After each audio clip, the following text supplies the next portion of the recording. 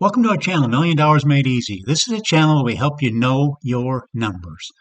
Here's the most recent data I got according to the Federal Reserve. The median net worth for Americans aged 65 to 74 is $410,000. The median household expense for the same group is $57,400. And the combined Social Security income is anywhere from $36,000 to $45,000. Again, we're talking about a couple here. So how are retirees managing? Let's actually look at some of the numbers and see how they might be doing.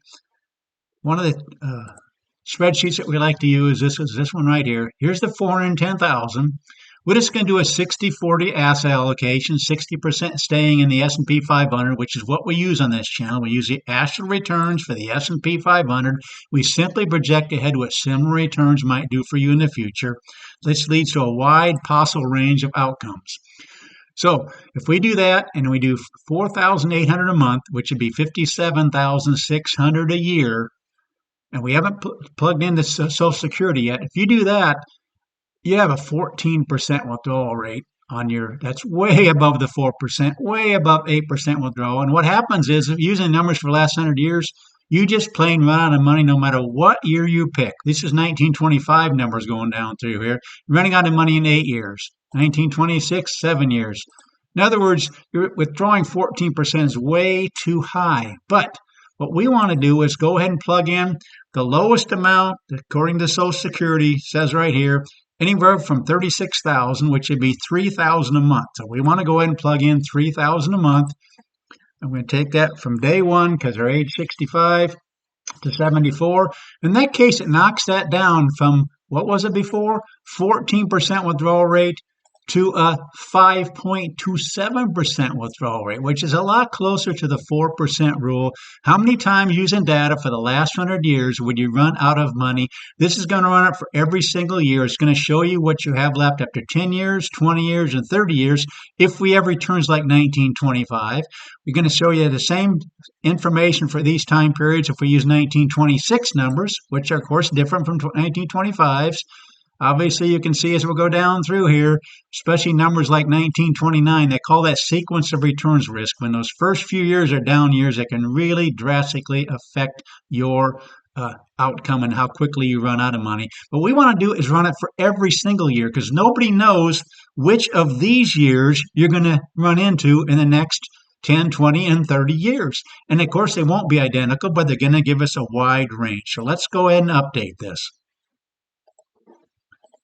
Okay, this is the updated amounts for the last 100 years, and this is how many times in the last 100 years over a 20-year period you would run out of money. It's 7% of the time. You can see it. This is the 20-year column. You can see during the Depression years, but let's look at the actual graph. The graph shows you during the Depression years, 1927, 28, 29, along in there, 30, but also around the year 2000, we also had a problem time because that was a down decade also. But you can see 93% of the time you'd be in fine shape using the numbers for the last 100 years with this 5.27% withdrawal rate. Now, if you go up to 30 years, you see some more red in this column. You run a 22% failure rate, otherwise a 77% success rate, and that would result in a graph looking like this. So let's go ahead and do another thing. That's with $3,000 a month. But again, let's do the 45,000. 45,000 would be $3,750 a month. Make sure I'm doing that right. Make this 0 real quick here. Let's see. Okay, 1.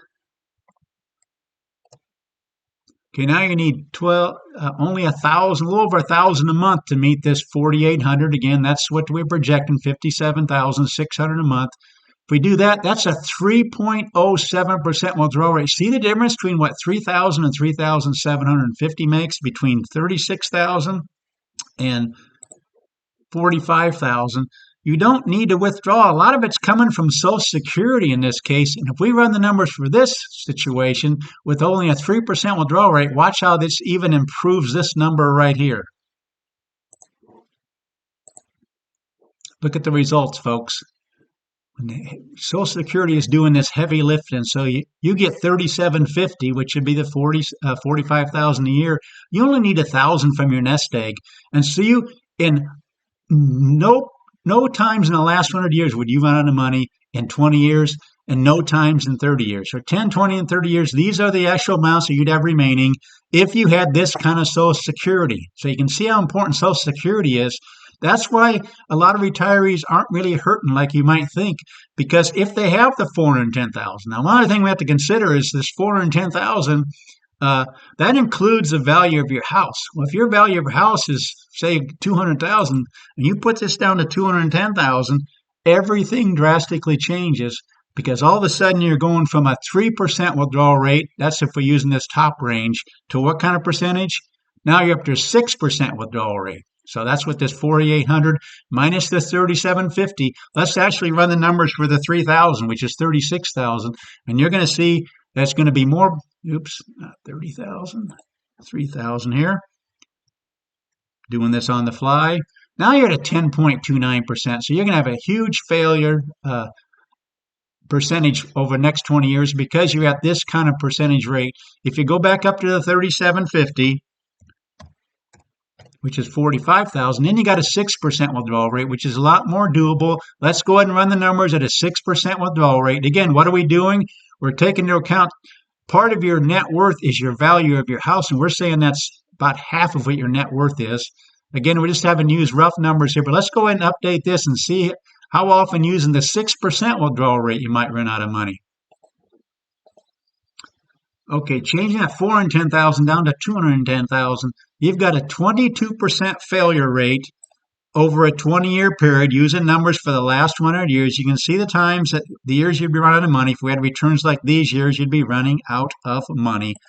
But that's so important to know that this net worth, we need to know what value you can have in the stock market, not just the value of your home. Obviously, you can take out loans on this, home equity loans or whatever. Let's do one more thing. Let's do a 70-30 split instead of a 60-40 split. Let's leave a little bit more in the S&P 500 and see how that might change things. Again, we're kind of high with this 6% withdrawal rate. When we updated that, we went from a 22% failure rate to a 14% failure rate. So it really improved it going from a 60-40 asset allocation to a 70-30 because you're leaving more in the stock market. You've still got some in your cash reserves, so when the market's going down, you're taking out of that. You don't want to take it out of the S&P 500 when the market's going down. You take it out of the cash reserve over there, but you leave a lot more in there. Rather than 60% staying in the S&P 500, you got 70%. In that case, 14% is all you're going to run out of money over a 20-year period. The graph looks a lot better here, but let's do a couple other things. What happens if after negative years you don't give yourself this 3% COLA? We've been running at a 3% COLA. What happens if you don't do that? What happens if you just stay the same? In other words, you have a down year, you just keep it at what you had in the previous year. Let's see if that would change anything. In other words, we're not giving a COLA after negative years. Let's see how that might change things. That actually knocked it down to a 9% failure rate, or in other words, a 91% success rate. Remember before with the 60-40 split and leaving the COLA the same all the way through, that was a 22% failure rate. Now we've got it down to a 9% failure rate, which is a lot more doable. Again, we're running it with only 210,000 instead of 410,000. We're getting it down to a 6% withdrawal rate. If we would actually go up to maybe your house is worth a 150,000 of that 410,000, that'd be 260,000. Let's see how that might change things, leaving everything else the same. This is just showing you what we can do on this channel. Now we're down to a 4.85% withdrawal. Anytime you can get below 5%, that really helps these percentages. So let's go ahead and run the numbers for that. Boy, $50,000 more made that much difference, so that over the next 100 years, using returns for the last 100 years, for a 20-year period, you only have a 1% failure rate. And it's right there, 1929 and 1930 along in there. You actually see it right there. 1929 numbers, the 30-year period, got a 2.8% failure rate, 1929 and 1930. Just making that little difference going from a 60-40 to a 70-30.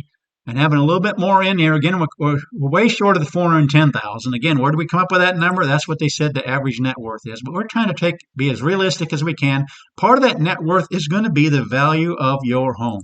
But if you can have this kind of money and keep this withdrawal rate, that's the key. If you can keep it below 5% in almost every situation, given the returns for the last 100 years, you're going to have money left after 20 years, and 97.2% you're going to have money after 30 years. And in fact, these sums are just growing. So you see the graph here, starting out with this is the $500,000, million, million and a half, and 2 million. You can see how many times you're at least up to $500,000. And again, what are you starting with? You're starting with 260,000.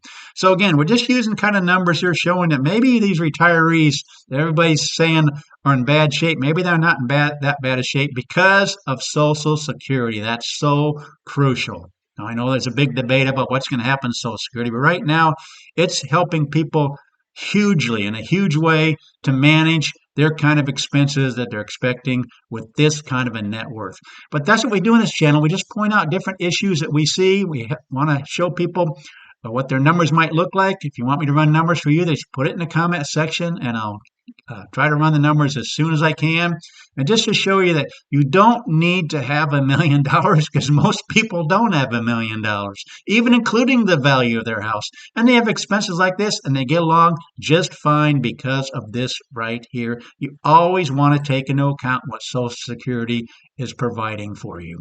Please consider subscribing to this channel. Please let people know about this channel. Let them know there's a channel out there that'll run numbers and show you actual returns for the last 100 years and just show you the wide possible range and see if you can get that down to a low percentage failure rate and try to keep this right here to a less than a 5% withdrawal rate. And it looks like in almost every case you're going to be just fine. Thanks for watching and please like the video.